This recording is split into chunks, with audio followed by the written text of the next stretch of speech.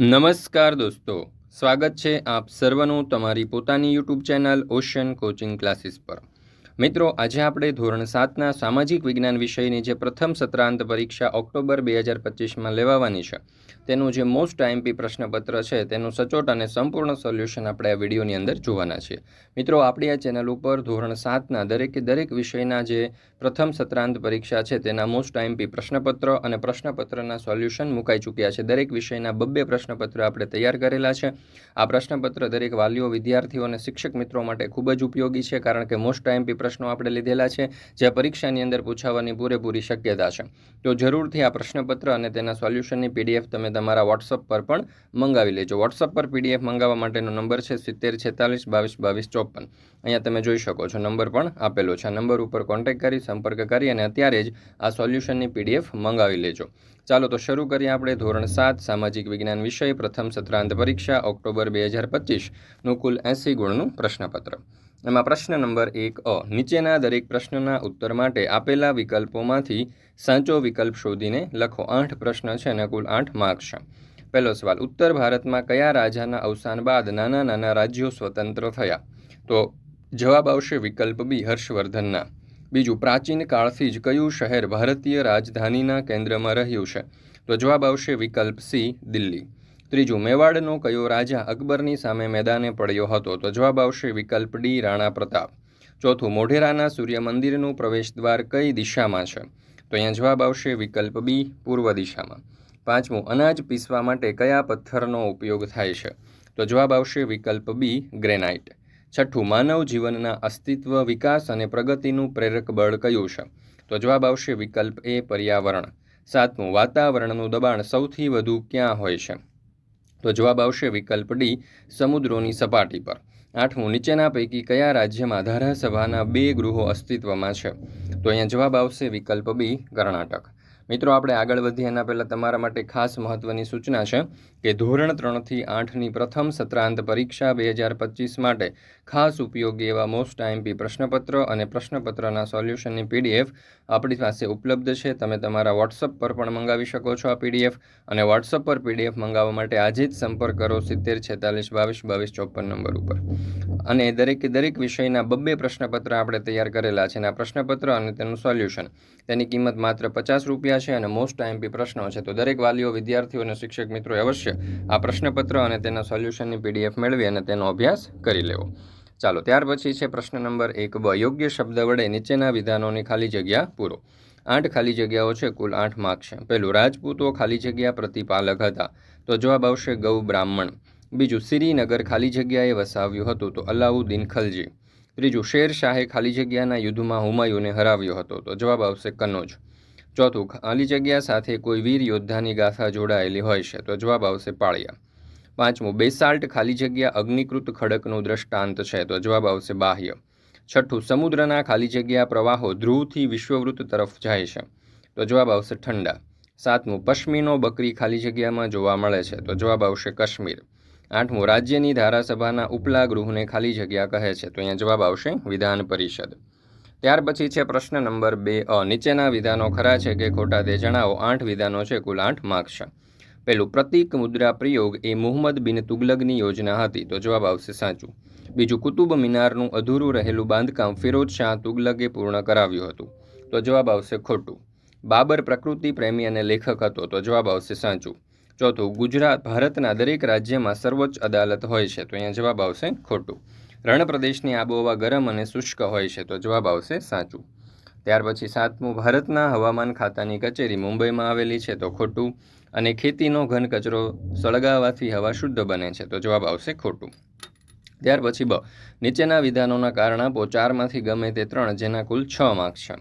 જોઈએ પહેલું કારણ, કાયદાનો ભંગ ન કરવો જોઈએ? તો ઉત્તર, દેશના બહોળા વહીવટને સરળતાથી ચલાવવા તેમજ દેશમાં શાંતિ અને સલામતી જાળવવા સરકાર કાયદા ઘડે છે। કાયદા દ્વારા જ નાગરિકોના હિતો અને સલામતી સચવાય છે તેમજ કલ્યાણ અને રક્ષણ થાય છે, તેથી આપણે કાયદાનો ભંગ ન કરવો જોઈએ। બીજું, અમાસ અને પૂનમના દિવસે દરિયામાં મોટી ભરતી આવે છે? તો દર અમાસ અને પૂનમના દિવસે સૂર્ય, પૃથ્વી અને ચંદ્ર સીધી રેખામાં આવે છે. તેથી સૂર્ય અને ચંદ્રના ગુરુત્વાકર્ષણ બળના આકર્ષણથી ખેંચાઈને સમુદ્ર જળના વધુ મોટા મોજા ઉત્પન્ન થાય છે. દર અમાસે અને પૂનમે પૃથ્વી ઉપર ચંદ્ર અને સૂર્યનું ગુરુત્વાકર્ષણ બળ એક જ દિશામાં લાગતા હોવાથી એ દિવસે મોટી એટલે કે ગુરુત્તમ ભરતી આવે છે. ત્રીજું, ઉષ્ણકટિબંધીય બારેમાસ લીલા જંગલો બારેમાસ લીલા રહે છે. ઉત્તર, ઉષ્ણકટિબંધીય બારેમાસ લીલા જંગલોને ઉષ્ણકટિબંધીય વરસાદી જંગલો પણ કહે છે.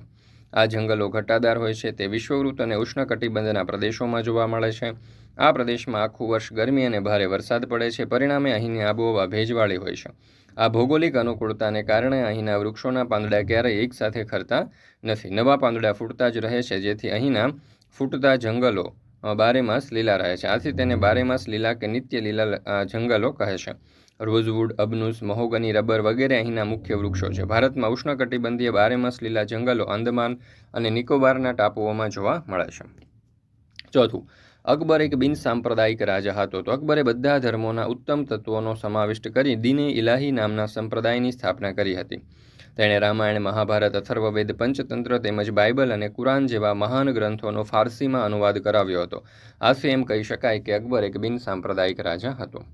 ત્યાર પછી છે ક, બંધ બેસતા જોડકા જોડો. એમાં ગઢવાલ વંશનો સ્થાપક તો ચંદ્રદેવ, પરમાર વંશનો સ્થાપક તો કૃષ્ણરાજ, ચૌહાણ વંશનો સ્થાપક તો વાસુદેવ અને અણહિલવાડ પાટણનો સ્થાપક તો એમાં જવાબ આવશે વનરાજ ચાવડા.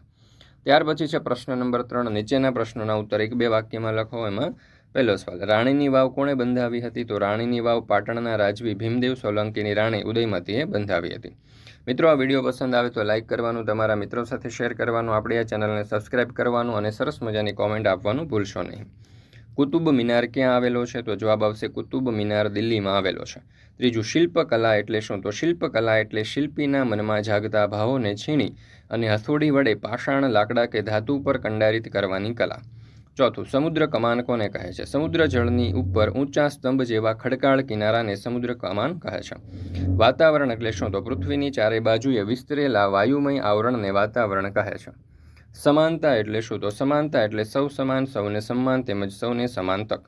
સરકાર કયા કયા સ્તરે કામ કરે છે? તો સરકાર સ્થાનિક કક્ષાએ, રાજ્ય કક્ષાએ અને રાષ્ટ્રીય કક્ષાએ કામ કરે છે. આબોહવા એટલે શું? તો આબોહવા એટલે કોઈ પણ પ્રદેશની 35 કે તેથી વધુ વર્ષોની સરેરાશ હવામાનની પરિસ્થિતિ. ઓહો મિત્રો, તમારા માટે ખાસ એક મહત્ત્વની જાહેરાત છે કે જો તમે પાણીપુરીના શોખીન હોય તો અમે તમારા માટે લાવ્યા છીએ એક સરસ મજાની નીરપુરી.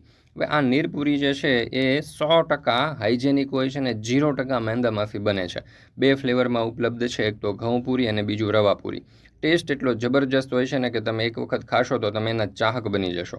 તમારી આજુબાજુની બેકરી છે, કરિયાણા સ્ટોર છે, દરેક જગ્યાએ તમને ઉપલબ્ધ થઈ જશે. તમે જોશો ને ત્યાં તમને ગમી જશે એવી સરસ મજાની લુકવાઇઝ પણ સરસ દેખાય છે, ક્રિસ્પી પણ એટલી હોય છે અને બહુ જ મજા આવે એવી સરસ મજાની જે નીરપુરી છે. હવે મિત્રો, જો તમે તમારા વિસ્તારની અંદર એનું વેચાણ કરવા માંગતા હોય અથવા તો ડીલરશીપ લેવા માંગતા હોય તો પણ અહીંયા તમને કસ્ટમર કેર નંબર આપેલો છે. આ નંબર ઉપર તમે કોન્ટેક્ટ કરી, સંપર્ક કરી અને તમે આ જે નીરપુરી જે છે તે મંગાવી શકો છો. તો જરૂરથી એક વખત અવશ્ય ટ્રાય કરજો અને આ ટ્રાય કર્યા પછી નીચે કોમેન્ટમાં પણ જણાવજો કે ભાઈ તમને આ નીરપુરી જે છે એનો સ્વાદ કેવો લાગ્યો.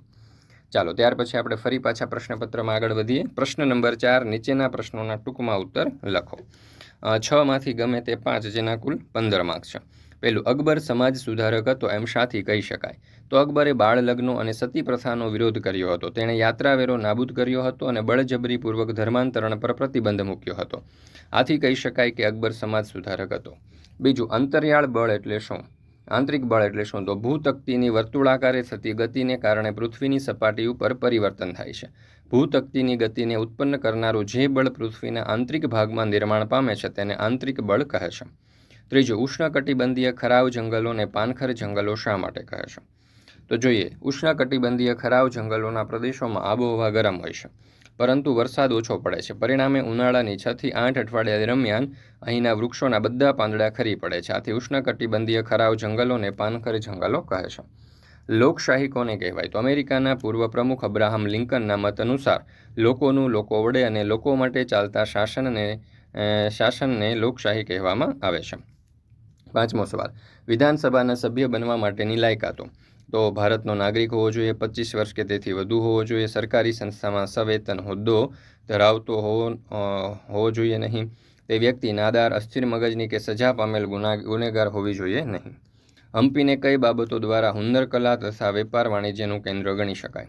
તો હમ્પીને આ બાબતો દ્વારા હુન્નર કલા અને વેપાર વાણિજ્યનું કેન્દ્ર ગણી શકાય. વિજયનગરના સામ્રાજ્યના પાટનગર શહેર હમ્પીમાંથી સુતરાઉ કાપડ, રેશમી કાપડ અને મસાલા સહિતની ચીજવસ્તુઓની યુરોપના દેશોમાં નિકાસ થતી હતી. હમ્પીમાંથી 3 પ્રકારના સોનાના સિક્કાઓ મળી આવ્યા છે. ત્યાર પછી છે પ્રશ્ન નંબર 5. નીચેના પ્રશ્નોના ઉત્તર 6-7 વાક્યમાં લખો. એમાં પહેલું છે ટૂંકનોંધ લખો મુખ્યમંત્રીના કાર્યો. તો મુખ્યમંત્રીના કાર્યો નીચે પ્રમાણે છે. તે મંત્રીમંડળની બેઠકો બોલાવે છે, તે દરેક મંત્રીના કાર્ય પર દેખરેખ રાખે છે, તે જરૂર પડે મંત્રીઓને માર્ગદર્શન પૂરું પાડે છે, તે મંત્રીમંડળે લીધેલા નિર્ણયોની જાણકારી એ રાજ્યપાલને આપે છે, તે મંત્રીમંડળના મંત્રીઓને જુદા જુદા વહીવટી ખાતાઓની વહેંચણી કરે છે, તે આવશ્યકતા અનુસાર તે પોતાને યોગ્ય લાગે તે મંત્રીમંડળની પુનઃરચના કરે છે, તે વિધાનસભામાં નાણામંત્રી પાસે રાજ્યનું અંદાજપત્ર રજૂ કરાવે છે, તે રાજ્યના નાગરિકોના કલ્યાણ, સુખાકારી અને વિકાસ માટે સતત કાર્યશીલ રહે છે, તે સરકારની નીતિઓના ઉદ્ઘોષક, પથદર્શક અને સુકાની તરીકેની ફરજો બજાવે છે. ત્યાર પછી બીજું, હવા પ્રદૂષણ અટકાવવા કયા કયા પગલાં લેવા જોઈએ? તો હવાનું પ્રદૂષણ અટકાવવા માટે સરકારે કાયદા બનાવી અને તેનો ચુસ્તપણે અમલ કરવો જોઈએ. ધુમાડો અને ઝેરી વાયુઓને ફિલ્ટર કરતા સાધનો વિકસાવવા જોઈએ. કોલસા અને પેટ્રોલ ડીઝલનો ઉપયોગ ખૂબ મર્યાદિત માત્રામાં કરવો જોઈએ. વાહનોમાં CNG અને PNG તેમજ સૌર ઉર્જા અને વિદ્યુત ઉર્જા જેવા પ્રદૂષણ મુક્ત બળતણોનો ઉપયોગને પ્રોત્સાહિત કરવા જોઈએ. ત્રીજું, રૂપાંતરિત ખડક સદ્રષ્ટાંત સમજાવો. ત્યાર પછી છે ટૂંકનોંધ રાણીની વાવ. મિત્રો, આ દરેક પ્રશ્ન જે છે ને મોસ્ટ IMP પ્રશ્નો છે.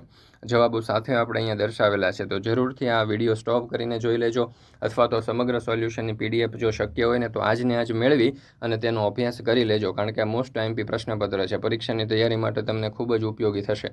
તો દરેક વાલીઓ, વિદ્યાર્થીઓ અને શિક્ષક મિત્રોએ અવશ્ય આ જે પ્રશ્નપત્ર છે તેનો અભ્યાસ કરી લેવો, આ પ્રશ્નપત્રની PDF મેળવી લેવી, કારણ કે તમારી પરીક્ષાની તૈયારી માટે દોસ્તો તમને ખૂબ એટલે ખૂબ જ ઉપયોગી થશે.